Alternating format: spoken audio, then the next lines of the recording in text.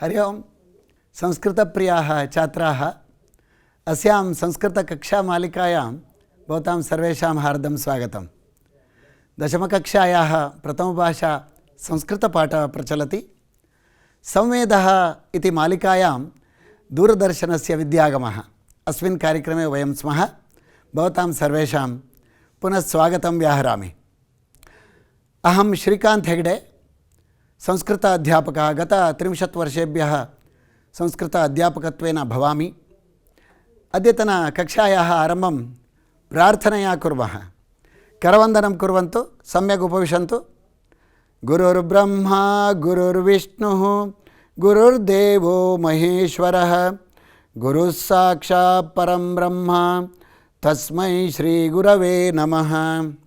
कः पाठः तद्विषये चिन्तनं भवतु। सत्यं भवताम् ऊहा सम्यक् अस्ति। अद्य व्याकरणपाठः। कः पाठः व्याकरणे इत्युक्ते यवनिका अपसरतु नाम भवतां पाठ्यपुस्तके तृतीयः पाठः विसर्गसन्धिः इति तस्य नाम। पश्यतु, विसर्गसन्धिः व्याकरणभागः। विसर्गसन्धिज्ञानात् पूर्वं किञ्चित् सन्धिविषये चिन्तयामः। कः नाम सन्धिः, कस् सन्धिः इत्युक्ते सन्धयः त्रिधा भवन्ति। स्वरसन्धिः, व्यञ्जनसन्धिः, विसर्गसन्धिः। तन्नाम विसर्गसन्धिः पृथक्, व्यञ्जनसन्धिः स्वरसन्धिः भवताम् अध्ययनम् अभवत्। स्वरसन्धेः अच्सन्धिः इत्यपि नाम, यथा तत्र लिखितम् अच्सन्धिः इति नाम।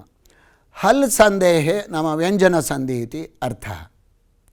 सन्धिः नाम तर्हि कः, किञ्चित् स्मारयामि। वाक्यस्य उच्चारणकाले पदानां सामीप्यं भवति। नाम एकस्य अनन्तरम् एकं पदं वदामः। उदाहरणार्थं कस्मिंश्चित् नगरे देवदत्तः इति कश्चित् वणिक् आसीत् इति वदामः चेत् पदानि समीपवर्ती भवन्ति। तदा संहिता भवति। संहिता नाम कः, वर्णानां पदानाम् उच्चारणसमये वर्णानाम् अत्यन्तं सामीप्यं संहिता इति गतवर्षे अभ्यासः कृतः। यत्र संहिता भवति तत्र क्वचित् वर्णव्यत्यासः अपि भवति इति वयं जानीमः पूर्वस्यां कक्षायां। वर्णव्यत्यासः एव सन्धिः। ನೋಡಿ ಮಕ್ಕಳೇ, ಸಾಮಾನ್ಯ ತಿಳುವಳಿಕೆಯಲ್ಲಿ ಸಂಧಿ ಅಂದರೆ ಜಾಯಿಂಟ್ ಅಂದ್ಕೊಂಡ್ಬಿಡ್ತೀವಿ. ಕೈಗಳು ಬೆರಳೆಲ್ಲ ಸೇರಿಕೊಂಡಿವೆ, ಸಂಧಿ. ಮನೆ ಸೇರೋ ಜಾಗ ಸಂಧಿ. ಭಾಷೆಯಲ್ಲಿ ಹಾಗಲ್ಲ. ಉಚ್ಚಾರಣ ಸಮಯೇ ವರ್ಣಾನಾಂ ಅತ್ಯಂತಂ ಸಾಮೀಪ್ಯಂ ಸಂಹಿತಾ. ವರ್ಣಗಳು ಹತ್ತಿರ ಬರ್ತವೆ. ಆ ಸಂಹಿತೆಯಲ್ಲಿ ಉಂಟಾಗ್ತದೋ ಯತ್ರ ಸಂಹಿತಾ ಭವತಿ ತತ್ರ ಕ್ವಚಿತ್, ಸಮ್ಟೈಮ್ಸ್, ಕೆಲವು ಸಂದರ್ಭದಲ್ಲಿ ಮಾತ್ರ ವರ್ಣವ್ಯತ್ಯಾಸ ಭವತಿ. ಅಯಂ ಸಂಧಿ. ಸಂಧಿ ನಾಮ ವರ್ಣವ್ಯತ್ಯಾಸ ಇತಿ ಮನಸ್ಸಿ ಭವತು ಸರ್ವದಾ. ಅಚ್ಸಂಧಿ, ಹಲ್ ಸಂಧಿ, ವಿಸರ್ಗಸಂಧಿ. ಅಚ್ಸಂಧಿ ಹಲ್ ಸಂಧಿ ಭೇದಾः तत्र गतवर्षे अभ्यासः कृतः। अस्मिन् वर्षे दशमकक्षायां विसर्गसन्धिविषये किञ्चित् जानीमः। विसर्गसन्धिः कदा भवति तर्हि यत्र स्वरयोः संहिता भवति तत्र स्वरसन्धिः नाम अच्सन्धिः भवति। स्वरव्यञ्जनयोः संहिता यत्र भवति तत्र कदाचित् सन्धिः भवति चेत् हल् सन्धिः एव। विसर्गसन्धिः कदा भवति, विसर्गस्वरव्यञ्जनानां संहिता यत्र भवति, विसर्गस्वरव्यञ्जनानां संहिता यत्र भवति तदा यदि सन्धिः सम्भवति तर्हि विसर्गसन्धिः। मಕ್ಕಳೇ, ಈ ಸ್ವರಗಳು ಪರಸ್ಪರ ಎದುರಾಗಿ ವರ್ಣವ್ಯತ್ಯಾಸ ಉಂಟಾದರೆ ಅಲ್ಲಿ ಅಚ್ಸಂಧಿ ಆಗ್ತದೆ. ಅಲ್ಲಿ ಒಂದು ಭಾಗ ವ್ಯಂಜನ, ಒಂದಂಶ ವ್ಯಂಜನ ಬಂದರೆ ವ್ಯಂಜನ ಸಂಧಿ ಸಂಭವತಿ. यदि विसर्गः भवति कदाचित् पूर्वस्मिन् पदे तदा सन्धिः सम्भवति चेत् विसर्गसन्धिः एव सम्भवति। अग्रे तद्विषये चिन्तयामः। विसर्गसन्धिः नाम कः, भेदाः के सन्ति, कदा सम्भवति इति चिन्तयामः। विसर्गसन्धौ चत्वारः भेदाः भवन्ति। तन्नाम विसर्गस्य विकाराः चत्वारः भवन्ति इति अर्थः। उत्वं सत्वं लोपः रेफत्वम् इति भवति। प्रियछात्राः, विसर्गसन्धौ भेदाः इति न परिगण्यते यथा अच् सन्धौ हल् सन्धौ च।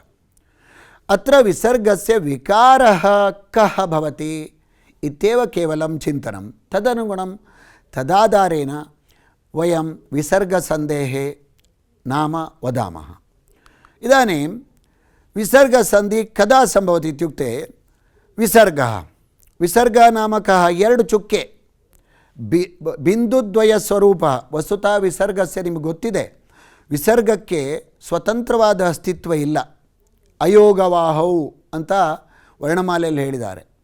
ಅಯೋಗವಾಹೌ ಮಾಹೇಶ್ವರ ಸೂತ್ರೇ ತೇಷಾಂ ನಮ ತಯೋಃ ಯೋಗಃ ನಾಸ್ತಿ ಇತಿ ಕಾರಣೇನ ಅಯೋಗವಾಹೌ ಅಂ ಅಹ. ಅಂ ಅನ್ನೋದು ಏಕಬಿಂದು ಸ್ವರೂಪ, ಅಹ ಅನ್ನೋದು ಬಿಂದುದ್ವಯ ಸ್ವರೂಪಂ ಭವತಿ. ಅದೇನಿದೆ ಅದು ವಿಸರ್ಗ.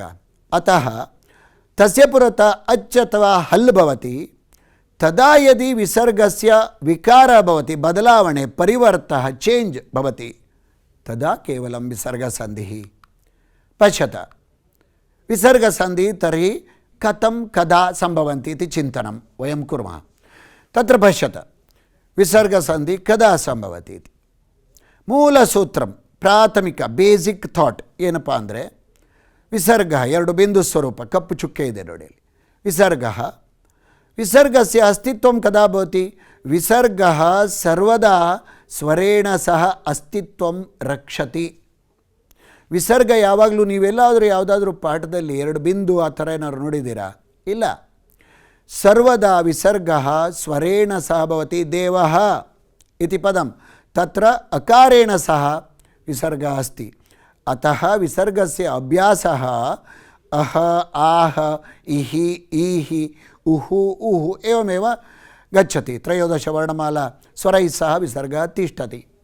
ಕೇವಲಂ ವರ್ಣಮಾಲಾಯಾಂ ಅನುಕೂಲಾರ್ಥಂ ಅಂ ಅಹ ದತ್ತಃ, नो चेत् इम् इहि उम् उहु अपि भवितुमर्हति. विसर्गसन्धि कदा सम्भवति इति अस्माकं मूलभूतः प्रश्नः. गजः, मतिः, गुरुः, तैः अत्र सर्वत्र अन्ते विसर्गः भवति.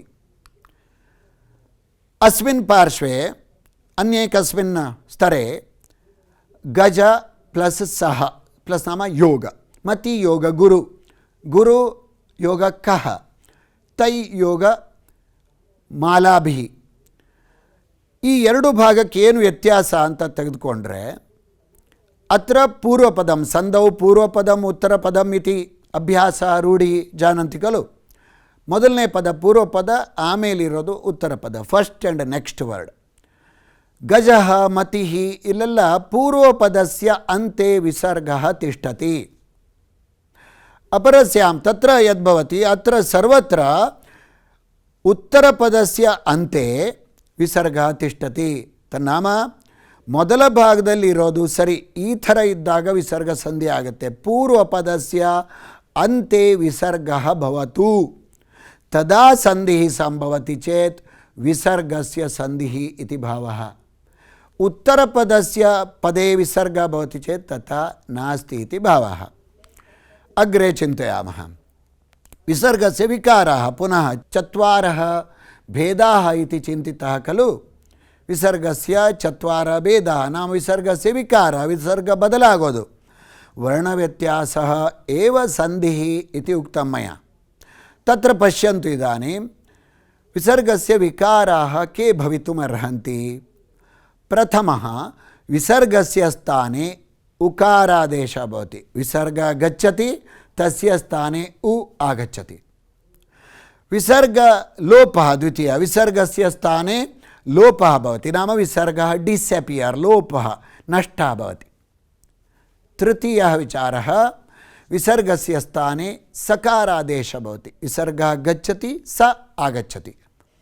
विसर्गस्य स्थाने रेफादेश, रेफा नाम रकारः, ककार चकार इकार उकार इति वदामः, किन्तु र इति विषये सर्वदा भिन्नं, रेफा इति वदामः, तस्य रेफादेशः भवति इति.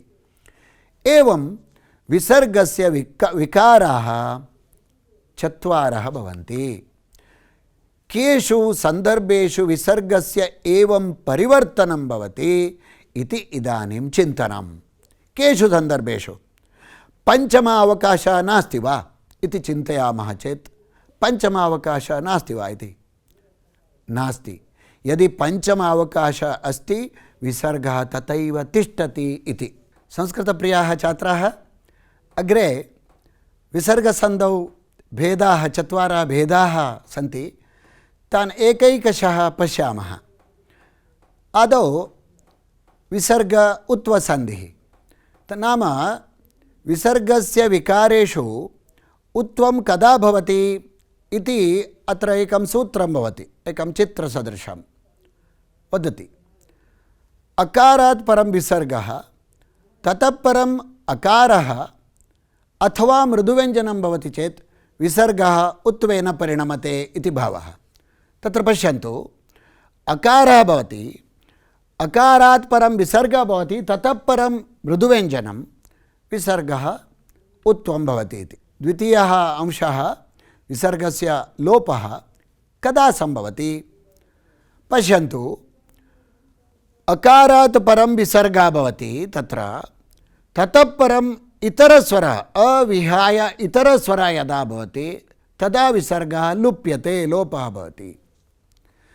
अनन्तरम् आकारात् परं विसर्गः तन्नाम आह इति पदान्ते भवति। अग्रे मृदुव्यञ्जनं भवति चेत् विसर्गः पुनः लुप्यते। तृतीयः अकारात् परं विसर्गः, तदा अकारं मृदुव्यञ्जनं भवति चेत् विसर्गः लुप्यते। अकारात् परं विसर्गः इतरस्वरः भवति चेत्, आकारात् परं विसर्गः तथा मृदुव्यञ्जनं भवति चेत् विसर्गलोपः भवति। विसर्गः भवतु, तत्र स्वरः यः कोऽपि वा भवतु, कर्कशव्यञ्जनं भवति, तदा विसर्गस्य सत्वं भवति इत्यर्थः। तन्नाम तत्रापि कर्कशव्यञ्जनेषु क क प प विहाय इति, क क प प विहाय अन्यव्यञ्जनानि भवन्ति चेत् कर्कशव्यञ्जनानि, तदा लुप्यते इति। अन्तिमः भेदः नाम विसर्गस्य विकारेषु चतुर्थः, अ आकारौ विहाय इतरेभ्यः स्वरेभ्यः परं विसर्गः भवति। नाम अह आह ಅನ್ನೋದಿರೋದಿಲ್ಲ, ಅ ಆಕಾರ ಬಿಟ್ಟು ಇಹಿ ಈಹಿ ಉಹು ಇತ್ಯಾದಿಗಳು ಇರ್ತವೆ ಅಂತ.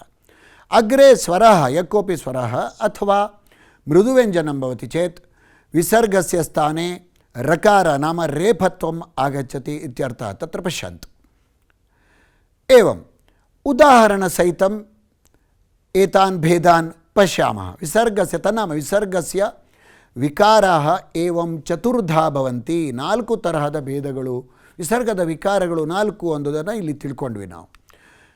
ತತ್ರ ಪ್ರಥಮಃ ಭೇದಃ ವಿಸರ್ಗस्य स्थाने ओकारः, अकारात् परं विसर्गः ततः परं मृदुव्यञ्जनं, विसर्गस्य स्थाने ओ भवति। उदाहरणं कथं? देवः योग नम्यः, देवो नम्यः। अह न नाम मृदुव्यञ्जनं। उदाहरणं पश्यतु समीचीनतया मಕ್ಕಳೇ, ಸರಿಯಾಗಿ ನೋಡ್ಕೊಳ್ಳಿ, ಉದಾಹರಣೆಗಳನ್ನು ನೋಟ್ ಮಾಡ್ಕೊಳ್ಳಿ. ಅಕಾರಾತ್ ಪರ ಈ ದೇವಃ ಅನ್ನೋವಲ್ಲಿ ಅಕಾರದ ಜೊತೆ ವಿಸರ್ಗ ಇದೆ, ದೇವಃ. ನಮ್ಯಃ उत्तरपदस्य प्रथमवर्णः न नाम मृदुव्यञ्जनं, विसर्गस्य लोपः नाम लोपः न विसर्गस्य उत्वम्, अत्र विसर्गस्य उत्वं भवति। उत्वस्य अनन्तरं सवर्ण गुणसन्धिः भवति, तेन कारणेन ओ इति भवति, देवो। वस्तुतः देव उ नम्यः इति भवति, गुणसन्धिनियमानुसारेण तत्र देवो नम्यः इति भवति। तत्र पश्यन्तु, द्वितीयम् उदाहरणं पश्यामः। शिवः वन्द्यः, शिवो वन्द्यः। शिव इत्यत्र अकारात् परं विसर्गः, वन्द्यः इत्यत्र व उत्तरपदे नाम मृदुव्यञ्जनं, शिवो वन्द्यः। गजः गच्छति, तत्रापि गजो गच्छति। इदानीं छात्राः सामान्यतः मनसि संशयः भवति, रामः राजमणिः, रामो राजमणिः, जगत्प्रसिद्धः श्लोकः, रामो राजमणिः सदा विजयते इति। रामः राजमणिः, राम इत्यत्र अकारात् परं विसर्गः, ततः राजमणि इति र मृदुव्यञ्जनं तदा रामो राजमणि इति अभवत् अह योग गकारः मृदुव्यञ्जनम् उत्तमं नमो नमः नमो नमः शर्वसुताय तस्मै ಅಂತ ಓದಿದಿರಿ ಕಳೆದ ವರ್ಷ तत्रापि अकारात् परं विसर्ग ततः परं न इति मृदुव्यञ्जनम् अतः नियमः कः अकारात् परं विसर्गः ततः परं मृदुव्यञ्जनं विसर्गस्य स्थाने उ भूत्वा ओ आगच्छति इत्यर्थः छात्राः भवन्तः चिन्तयन्तु अकार ಜೊತೆ ವಿಸರ್ಗ ಅನ್ನೋದು ಗೊತ್ತಾಯಿತು ಏನಿದು ಮೃದುವ್ಯಂಜನ अकारात् परं विसर्ग ततः परं मृदुव्यञ्जनं मृदुव्यञ्जन यावदु अकारात् परं विसर्ग तथा मृदुव्यञ्जनम् इति चिन्तितं किल तर्हि मृदुव्यञ्जनं नाम किं का अर्थः मृदुव्यञ्जनं नाम किं कुत्र मृदुव्यञ्जनमस्ति ಸ್ವಲ್ಪ ನಿಮ್ಮ पूर्वस्मरणेಗೆ ಹೋಗೋಣ वर्णमाला अभ्यासः कृतः तत्र वर्गीयव्यञ्जनानि अवर्गीयव्यञ्जनानि इति प्रत्येकः गणः कृतः वर्गीयव्यञ्जनानि अवर्गीयव्यञ्जनानि कातः मा पर्यन्तं वर्गीयव्यञ्जनानि यातः ह पर्यन्तम् अवर्गीयव्यञ्जनानि इति अभ्यासः कृतः तत्र पश्यन्तु क ख ग घ ङ इति वर्गीयव्यञ्जनानां गणः अस्ति किल तत्र मञ्जूषाद्वारा यत् सूचितं तानि कर्कशव्यञ्जनानि मेल्गडे नोडि यानि न कर्कशव्यञ्जनानि न भवन्ति तानि मृदुव्यञ्जनानि इति ಯಾವುದು ಕರ್ಕಶ ಅಲ್ವೋ ಉಳಿದಿದ್ದೆಲ್ಲ ಮೃದು ಅಂತ ಅತ್ರ ಸೂಚಿತಂ ಬಾಕ್ಸ್ ದ್ವಾರ ಮಂಜೂಷಾ ದ್ವಾರ ಸೂಚಿತಂ ಯದಸ್ತಿ ತಾನಿ ಕರ್ಕಶ ವ್ಯಂಜನಾನಿ ತದ್ವಿಹಾಯ ಗ ಗ ङ ಜ ಜ ಞ एते सर्वे मृदुव्यञ्जनवर्णाः इति अर्थः तत्र तानि मृदुव्यञ्जनानि परे तदा विसर्गस्य उत्वं भूत्वा ओकारः भवति इति अर्थः अपरम् उदाहरणं पश्यामः नाम विसर्गस्य उकारात् अनन्तरं पूर्वरूपसन्धि इति कश्चन भवति तत्र पश्यतु अकारात् परं विसर्गः पुनः अकार एव आगच्छति चेत् उ भूत्वा ओ भूत्वा अकारस्य स्थाने एस् ತರ ಇರೋದು ಅವಗ್ರಹ ಚಿಹ್ನಂ आगच्छति उदाहरणद्वारा स्पष्टीक्रियते मया देवः अवदत् देवो अवदत् इति प्रथमम् अभवत् अनन्तरं देवो अवदत् इति भवति नाम अकारस्य स्थाने पूर्वरूपचिह्नम् आगच्छति नाम विसर्गस्य उत्वसन्धिः एव किन्तु विसर्ग उत्वसन्ध्यनन्तरम् अकारस्य स्थाने पूर्वरूपचिह्नम् आगच्छति प्रथमः अध्यायः प्रथमोऽध्यायः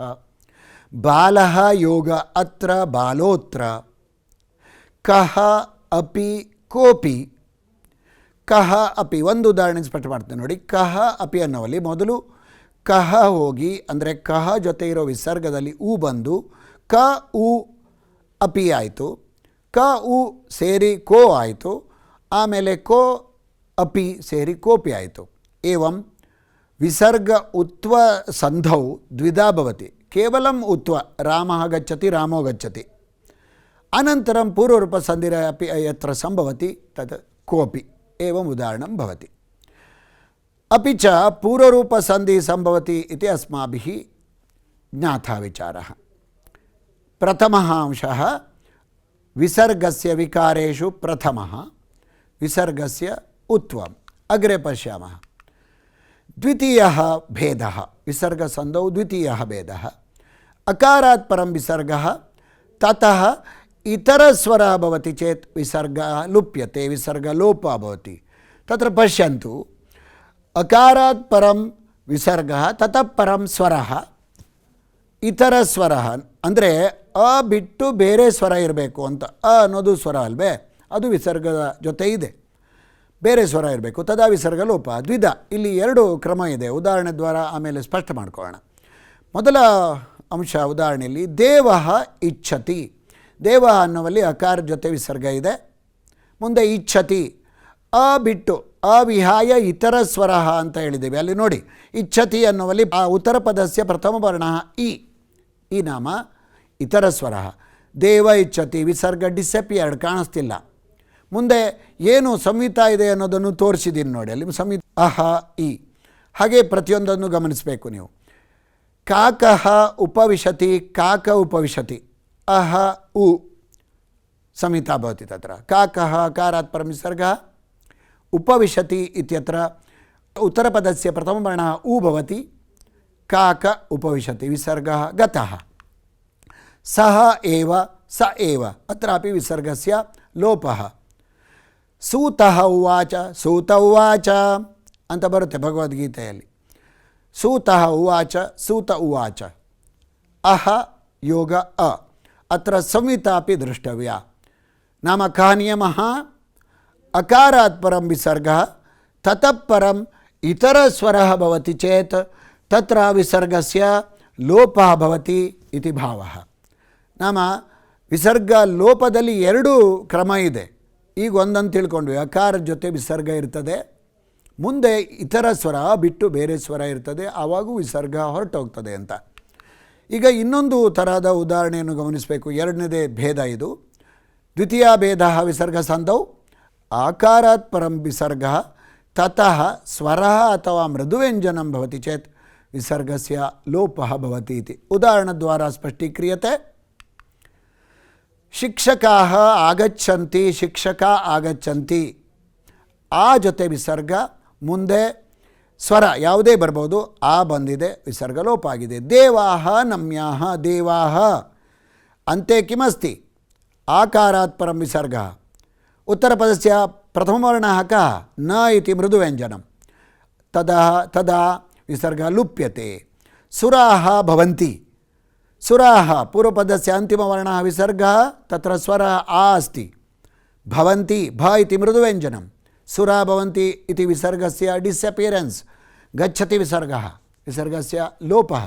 गजाः विहरन्ति, गजा विहरन्ति, ಆ ಜೊತೆ ವಿಸರ್ಗ ಇದೆ, ಮುಂದೆ ವ ಇದೆ, ಲೋಪ. ಇನ್ನೊಮ್ಮೆ ನೆನಪು ಮಾಡ್ಕೊಳ್ಳಿ, ಅಕಾರ ಜೊತೆ ವಿಸರ್ಗ ಇದ್ದು ಮುಂದೆ ಬೇರೆ ಸ್ವರ ಇದ್ದರೆ ವಿಸರ್ಗ ಲುಪ್ಯತೆ, ಆಕಾರ ಜೊತೆ ವಿಸರ್ಗ ಇದ್ದು ಮುಂದೆ ಸ್ವರ ಅಥವಾ ಮೃದುವ್ಯಂಜನ ಯಾವುದಿದ್ರೂ ವಿಸರ್ಗ ಲುಪ್ಯತೆ. ವಿಸರ್ಗ ಸಂಧೌ ದ್ವಿತೀಯ ಭೇದ ವಿಸರ್ಗಸ್ಯ ಲೋಪಃ. ಅಗ್ರಿಮ ಭೇದಂ ಪಶ್ಯಾಮಃ. ಅಗ್ರಿಮ ಭೇದ ವಿಸರ್ಗಸ್ಯ ಸ್ಥಾನೆ ಸಾದೇಶ. ಅಲ್ಲೊಂದು ಕ್ವಶನ್ ಮಾರ್ಕ್ ಇದೆ ನೋಡಿ, ಪ್ರಶ್ನೆ ಚಿಹ್ನ. ಕಿಮರ್ಥಂ ತತ್ರ ಸ್ವರ ಭವತಿ. ನೀವು ಸಾಮಾನ್ಯವಾಗಿ ಏನನ್ನು ಗಟ್ಟಿ ತಿಳ್ಕೊಂಡಿರಬೇಕು ಅಂದರೆ, ಪೂರ್ವ ಪದದ ಕೊನೆಯಲ್ಲಿ ವಿಸರ್ಗ ಇರ್ತದೆ. ವಿಸರ್ಗ ಯಾವಾಗಲೂ ಸ್ವರದ ಜೊತೆಯೇ ಇರುತ್ತೆ. ಆಲ್ವೇಸ್ ವಿಸರ್ಗ ಅಕಂಪನೀಸ್ ವಿತ್ ಸ್ವರ ಓನ್ಲಿ. ಅದನ್ನು ಸ್ಪಷ್ಟ ತಿಳ್ಕೊಂಡಿರಬೇಕು. ಅಲ್ಲಿ ಈ ವಿಸರ್ಗ ವಿಕಾರದಲ್ಲಿ ಮೂರನೇ ಕ್ರಮದಲ್ಲಿ, ಮೂರನೇ ಭೇದದಲ್ಲಿ ವಿಸರ್ಗ ಸಾದೇಶವಾಗುವಾಗ पूर्वपदस्य अन्तिमवर्णः यः कोऽपि स्वरः भवतु तत्र विसर्गः भवतु इत्येव भावः. तत्र पश्यन्तु. अनन्तरं कर्कशव्यञ्जनं भवति चेत्, कर्कशव्यञ्जनं किं? कर्कशव्यञ्जनं नाम आवाग पट्टी तोरिसिद्ದೆ, मृदुव्यञ्जन ಅಲ್ದಿರೋದು कर्कशव्यञ्जन ಅಂತ. ಕ ಕ ಚ ಚ ಟ ಟ ತ ತ ಪ ಪ ಶ ಷ ಸ ಇವಿಷ್ಟು कर्कशव्यञ्जन ಅಂತ ತೋರಿಸಿದೆ. ಅವುಗಳನ್ನು ಬಿಟ್ಟು ವಿಹಾಯ ತದಾ ವಿಸರ್ಗಸ್ಯ ಸ್ಥಾನೆ सादेश सत्वं भवति. देवः तत्र देवस्तत्र विसर्गः अस्ति, अग्रे तकारः अस्ति, विसर्गस्य परिवर्तनं सकारः. बालः सखा, बालः सखा विसर्गः अस्ति, अग्रे स इति उत्तरपदे अस्ति, अतः विसर्गस्य स्थाने पुनरेकः सकारः आगतः, बालः सखा. यः स्यात्, यस्यात्, कृष्णः च, कृष्णस् च, पुनः स्तोश्चुनाश्चु इति श्चुत्वसन्धि नियमानुसारेण श्चुत्वसन्धिरपि सम्भवति. तत् प्रदर्शितं मया तत्र. एवं तृतीयस्य भेदस्य कः नियमः? पूर्वपदस्य अन्तिमः विसर्गः भवेदेव. अनन्तरं कर्कशव्यञ्जनं, कर्कशव्यञ्जनेषु अपि एक्सेप्शन् क क प फ जिह्वामूलीय उपद्मानीयो इति विसर्गस्य सादेशः. अन्तिमः भेदः, अन्तिमभेदः कः? अन्तिमभेदः विसर्गस्य रेफादेशः, नाम विसर्गस्य स्थाने र आगच्छति इति भावः. बहु सुलभं सुकरं छात्र, ಭೀತಿ ಮಾಸ್ತು, ಹೆದರಿಕೆ ಬೇಡ. ಚತ್ವಾರಯೋ ಭೇದಾವ. ಯಾವ ಸಂದರ್ಭದಲ್ಲಿ, ಈಗ ರವಿ ಅನ್ನೋ ಹುಡುಗ ಯಾವ ಸಂದರ್ಭದಲ್ಲಿ ಶಾಲೆಗೆ ಬರ್ತಾನೆ, ಯಾವಾಗ ರಜೆ ಇರುತ್ತೆ ಅನ್ನೋದನ್ನು ಹೇಗೆ ಸಾಂದರ್ಭಿಕವಾಗಿ ಯೋಚನೆ ಮಾಡ್ತೀವೋ, ತಥೈವ ಯಾವ ಸಂದರ್ಭದಲ್ಲಿ ಸ, ಯಾವ ಸಂದರ್ಭದಲ್ಲಿ ಉ, ಏವಂ ಚಿಂತೆಯಾಮಃ. ಇದಾನಿಂ ಅಂತಿಮ ಸಂದರ್ಭ विसर्गस्य स्थाने रेफादेशः कदा भवति?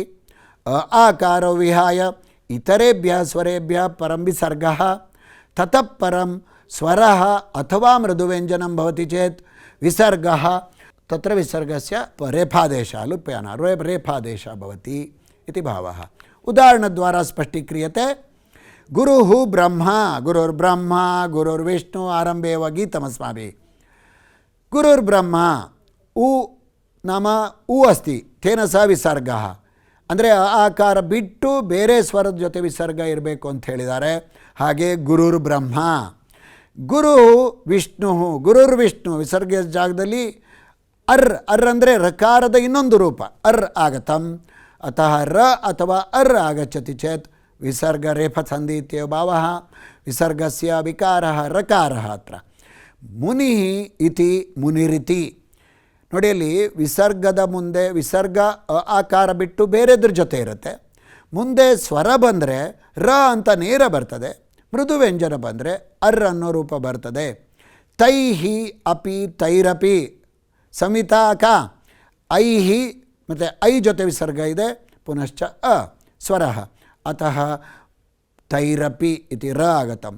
ಗುರುರ್ಬ್ರಹ್ಮ ಗುರುರ್ವಿಷ್ಣು ಮುನಿರಿತಿ ತೈರಪಿ ಅತ್ರ ಸರ್ವತ್ರಾಪಿ विसर्गस्य स्थाने रेफः आगतः, अतः विसर्ग रेफसन्धि. एवं चत्वारः भेदाः: विसर्गस्य उत्वं, विसर्गस्य लोपः, विसर्गस्य सादेशः, विसर्गस्य रेफादेशः अथवा रेफत्वम्. एवं विसर्गस्य विकारः चत्वारः, अतः विसर्गसन्धौ चत्वारः भेदाः इति परिगणिताः. किन्तु छात्राः परीक्षायां विसर्गसन्धि इत्येव लिखन्ति चेत् वरं, किन्तु स्पष्टता दृष्ट्या कुत्र कथं विसर्गसन्धिः सम्भवति इति ज्ञातुं विसर्गस्य विकाराः ज्ञातव्याः एव. पुनः इदानीं दृढीकरणार्थम् अभ्यासप्रश्नान् पश्यामः. अत्र विसर्गसन्धिपाठे तृतीये पाठे अभ्यासः भवति, तत्र अभ्यासप्रश्नोत्तराणि पश्यामः. प्रथमः मुख्यप्रश्नः: कोष्टकात् पदं चित्वा रिक्तस्थाने पूरयत्. मया उत्तरमेव लिखितं, तत्र पश्यन्तु. ततः योग ततः इत्यत्र विसर्गस्य सकारस्य आदेशः. अत्र रक्तवर्णेन यत् सूचितं तद् उत्तरमिति भावः. सूचितम् आवरणे तद् उत्तरस्य चयनं कोष्टकं तज्जानन्तु. गौः इति इत्यत्र विसर्गस्य रेफस्य आदेशः भवति. रेफः भवति वा सकारः भवति वा इति प्रश्नः. कः योग अत्र इत्यत्र विसर्गस्य उकारादेशः भवति. विसर्गस्य उकारादेशानन्तरं मया पाठितं यथा विसर्गस्य उकारादेशानन्तरं गजः गच्छति गजो गच्छति इति भवति किल, तत्र गुणसन्धिः सम्भवति पुनः इति प्रथमः मुख्यप्रश्नः. इदानीं गृहकार्यं दृढीकरणार्थं तैरपि अत्र विसर्गस्य अयं विकारः भवति. मल्टिपलि चूसेबल् क्वश्चन्, नाम सूक्तोत्तरं चित्वा लिखता इति प्रश्नः. रेपादेशः सादेशः उत्तमम् अहमुत्तरं न वदामि, भवन्तः एव ज्ञात्वा अधिगतं स्मृत्वा लिखन्तु. अग्रे गृहकार्यार्थम् अग्रे सन्धिं विभज्य नाम लिखता इति. वृत्तिर्न निर्गुणश्च पुत्रोऽहं गौर्यं संधिं संयोज्य नाम लिखत इत्यत्र कः योग अत्र, तथा योग ततः, कुबुद्धिः योग एषा. विजातीयपदं चिनुत इत्यत्र गुरुर्विष्णुः इतस्ततः इत्यादिः गजो गच्छति. एवं गृहकार्यार्थं प्रश्नः दत्ताः. प्रियछात्राः, एतावत्पर्यन्तं संस्कृतभाषायाः प्रधानः कश्चित् व्याकरणांशः अधिगतः. विसर्गसन्धिः इति. अग्रेपि संस्कृतपाठाः भवन्ति, राज्यस्य प्राज्ञाः आगत्य बोधयन्ति. अद्यतनपाठः अत्रैव समाप्यते. तावत् शुभमस्तु.